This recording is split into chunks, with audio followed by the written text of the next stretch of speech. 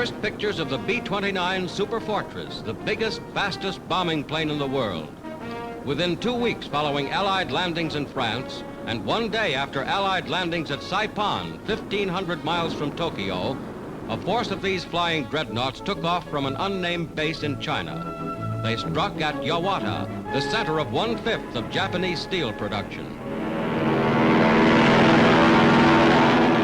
So powerful is this new giant of the skies that a worldwide aerial organization, the 20th Air Force, will operate the superfortresses under the command of the combined chiefs of staff.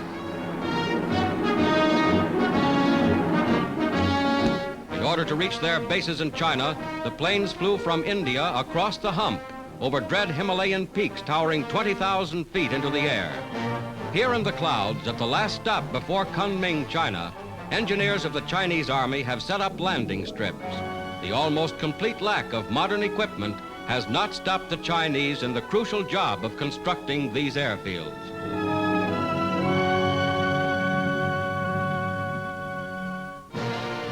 Dwarfing the mighty Fortress and Liberator to medium bomber status, the 8,800 horsepower Superfortress is a global weapon for global warfare.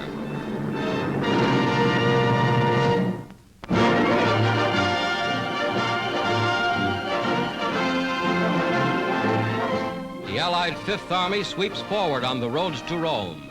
In swift, staggering blows from both the Casino and Beachhead sectors, General Mark Clark's forces, within less than 4 weeks, have closed into the very outskirts of the Eternal City.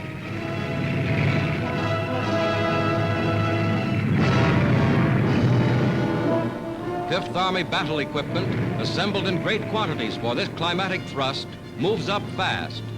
In the opposite direction go German prisoners to Allied detention camps, part of the 21,000 taken captive in 25 days. The total Nazi casualties in this drive alone have been greater than those of the Allies during the entire Italian campaign. American tanks, after outflanking enemy strong points in the Alban Hills, approached the entrances to Rome. Here, German rear guards made a final stand. Just before the Nazis fell rapidly back, General Clark conferred with his staff and ordered an attack.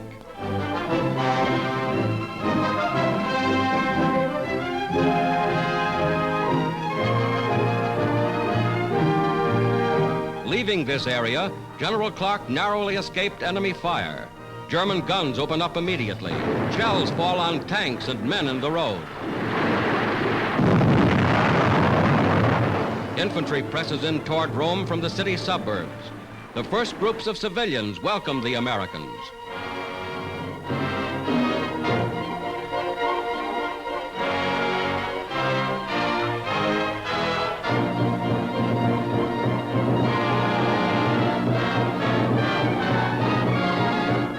In the sharp fight preceding the German withdrawal, in order to save their outmaneuvered army, some American armored units are destroyed.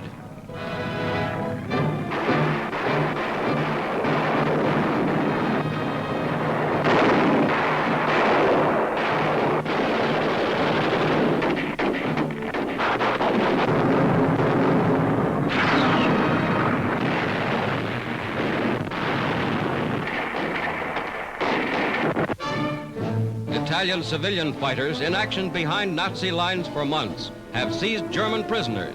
They turn them over to regular Fifth Army forces.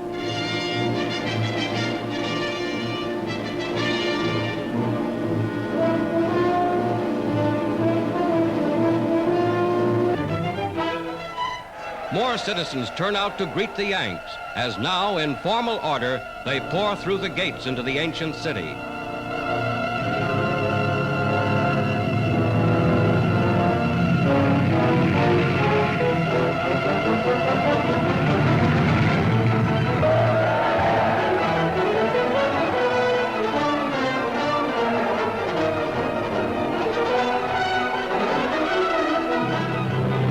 General Clark enters Rome. Europe's first capital to fall to Allied armies of liberation is now officially occupied. The Roman populace begins to gather in a joyful reception.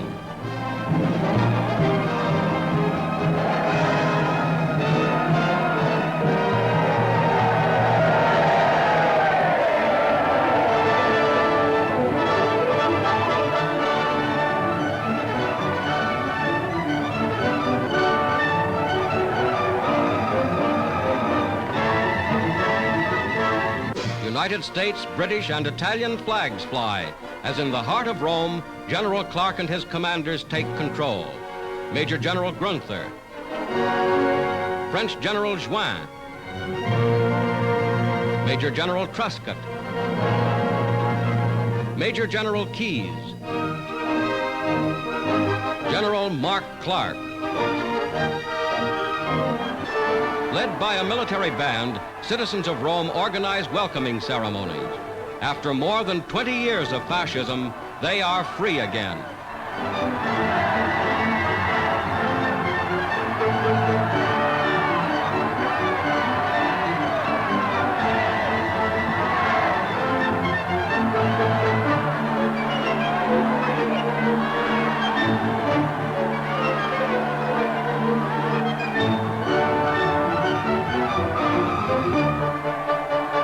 Romans tear down anti-Allied propaganda cartoons posted by the Germans.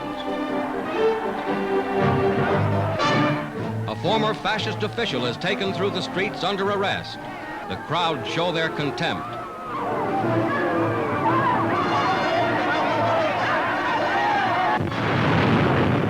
A grenade explodes in fascist police headquarters in the city. Mussolini's dreaded secret police had collaborated with the Nazis up to the liberation.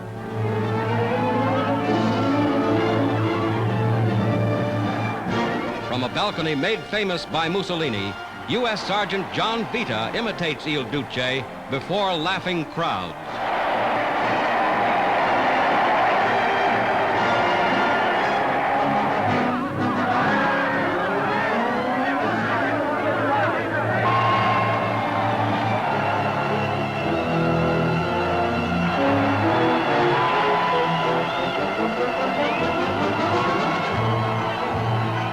The Fifth Army moves on in rapid pursuit of the enemy. Only necessary holding units are left in the city. But in Rome, eternal city, the Vatican bells of St. Peter's ring in peace.